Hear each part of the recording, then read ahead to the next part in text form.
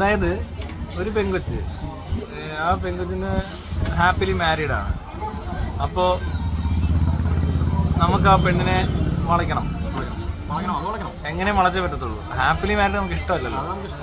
അപ്പം നമ്മൾ എന്ത് ചെയ്യണമെന്നറിയോ? നമ്മൾ എന്ത് ചെയ്യണമെന്നറിയോ? നമ്മൾ അവരുടെ ഭർത്താവായിട്ട് കമ്പനി അടിക്കണം. അവന് കുറച്ച് MDMA എന്നും കൊടുക്കണം. അവനങ്ങ് അടിക്കും. നൈസായിട്ട് അടിച്ചു കഴിയുമ്പോൾ വീണ്ടും വീണ്ടും കൊടുക്കും. അതൊക്കെ നമുക്ക് മേടിക്കാം. വല്ല കടകളിലൊക്കെ മെഡിക്കൽ സ്റ്റോറിൽ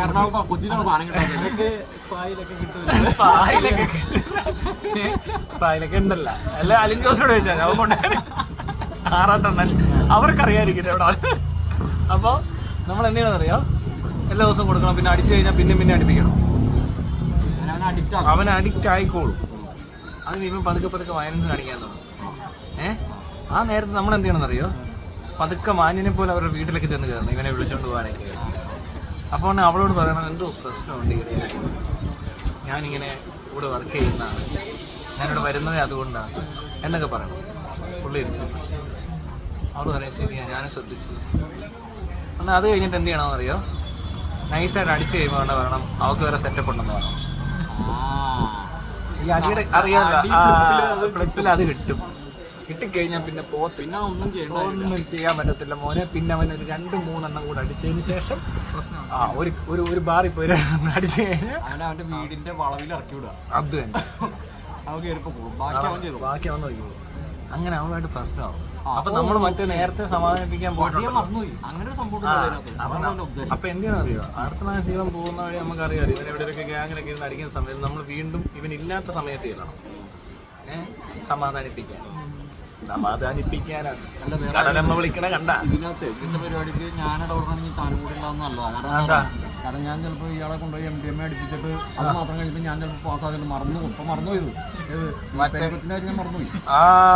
ഞാൻ അതിനകത്ത് മാത്രം കോൺസെൻട്രേറ്റ് ചെയ്തിട്ട് ചിലപ്പോൾ ഇവനെ അടിച്ചടിച്ച് നിങ്ങൾ രണ്ടുപേരും പോവല്ലേ? അതുവഴി രണ്ടുവഴി പോയിട്ട് അതാണെങ്കിലും എനിക്ക് കുഴപ്പമില്ല. അപ്പൊ നിങ്ങൾ പോയല്ലോ. അപ്പൊ അവള് ഒറ്റയായല്ലോ. അപ്പൊ ഞാൻ നൈസായിട്ട് കയറി. അങ്ങനെ അവൾ ഒറ്റപ്പെടുകയാണ്. പിന്നെ ഞങ്ങൾ ഒന്നാവുകയാണ്. ഒന്നിക്കുകയാണ്. ഒന്നിച്ചതിന് ശേഷം ചിലപ്പോ 2 ഇല്ല, നിർബന്ധമില്ല.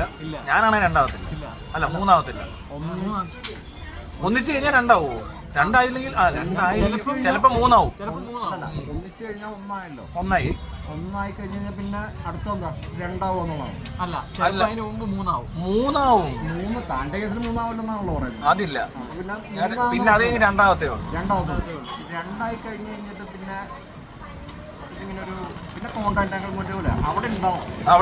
ഇടയ്ക്ക് ഇവിടെ ഉണ്ടാവും.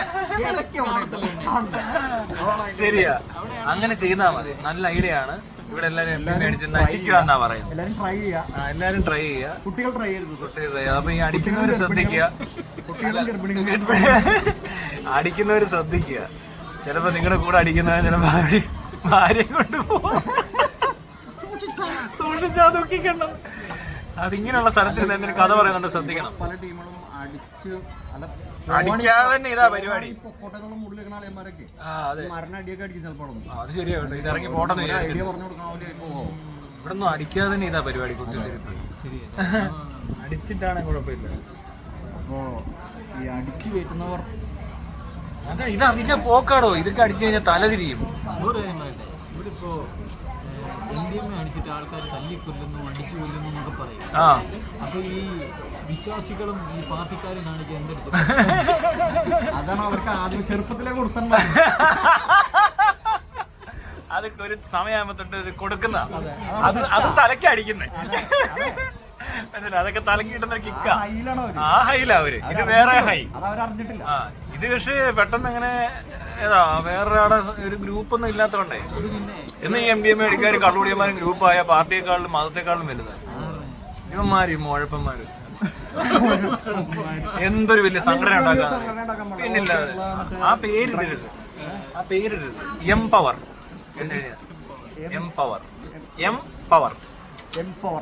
നല്ലതായിരിക്കും. എംപവർ മതി. പാർട്ടിയുടെ പേര് എംപവർ. അപ്പൊ എല്ലാരും പറയും എംപവറിങ്. എല്ലാരും സ്ത്രീകളെ എംപവർ ചെയ്യും, കുട്ടികളെ എംപവർ ചെയ്യും,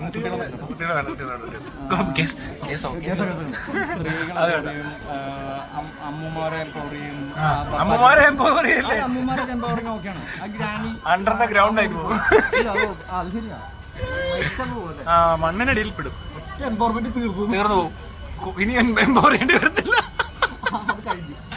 അതാണ് ഫുൾ പവറായി പോകും. കൂടുതൽ ഓവർ പവർ ആയാലും ശരിയാകത്തില്ല. ശരിയാ. അതല്ല, അങ്ങനെയൊക്കെ ചെയ്ത് കഴിഞ്ഞാൽ ഉണ്ടല്ലോ ഇവിടെ ഈ നാട് ഭരിക്കാൻ പറ്റുമോ? ലോങ് ടൈമിലേക്ക് നോക്കാം. എടാ ഇനി അങ്ങനെ ഒന്നും ചെയ്താൽ നമ്മൾ ഇലക്ഷനൊക്കെ ജയിക്കുമായിരിക്കും. അതെ, എനിക്കൊരു ചാൻസ് ഞാൻ കാണുന്നുണ്ട്. കേരളത്തിൽ എനിക്കൊരു സാധ്യത ഞാൻ കാണുന്നു. അടിക്കാനാന്നൊക്കെ പറഞ്ഞാൽ മതിയായിരിക്കും അല്ലേ? അങ്ങനെ പറഞ്ഞാൽ ചിലപ്പോ പിള്ളേർ വോട്ട് കിട്ടും, പിള്ളേരെല്ലാം ചാടിക്കത് വോട്ട് ചെയ്യും. നമ്മുടെ ആളാവാനേ രാവിലെ ഇറങ്ങുന്നതിന് അടിച്ചിട്ടിറങ്ങി കയറി പവർക്ക് അടിക്കാനാണ് വോട്ട് ചെയ്യാൻ. പവറേഷൻ എന്നൊക്കെ പറഞ്ഞ് മറ്റേ അവനെ പോലെ എന്താ പഗ്ഗോ, മിക്കി പഗ്. അയ്യോ അതൊക്കെയാ പഗ്. അയ്യോ പാവം. എനിക്കതല്ല മനസ്സിലാകാതെ ഈ സാധനേ ട്രാൻസ്പെറൻസി നേരിട്ട് ഒരുത്തും പോലും ഒന്നൊരു നല്ലതും പറയുന്നില്ല, ചീത്തയും പറയുന്നില്ല, റിവ്യൂ ഇല്ലെന്ന് അതിനെ. എന്ത് തിരിച്ചടിക്കുന്നില്ല, ആരും ഒരു റിവ്യൂ പറയുന്നില്ല, ഉമ്മാ കയറി വിളിച്ചിട്ട് പോവുക. അങ്ങനെ ഒരു സാധനം ഉണ്ടോ? അതും അങ്ങനെ ഒരു കാൻഡിഡേറ്റ്, ഇന്ത്യയിൽ ആദ്യമായിട്ടൊരു കാൻഡിഡേറ്റ് വരുന്നു, ആ കാൻഡിഡേറ്റ് സർപ്രൈസ് കാൻഡിഡേറ്റാന്ന് പറയുന്നു, ആരും പ്രതീക്ഷിച്ചില്ല. അത് ഞാൻ വന്നു കഴിഞ്ഞാൽ അവർ പ്രതീക്ഷിച്ച എന്തോ 2 ദിവസം കഴിയുമ്പോൾ ആരെങ്കിലും ചീത്ത വിളിക്കും, ആരമ്പുണ്ടാക്കുന്ന. അതും നടന്നില്ല.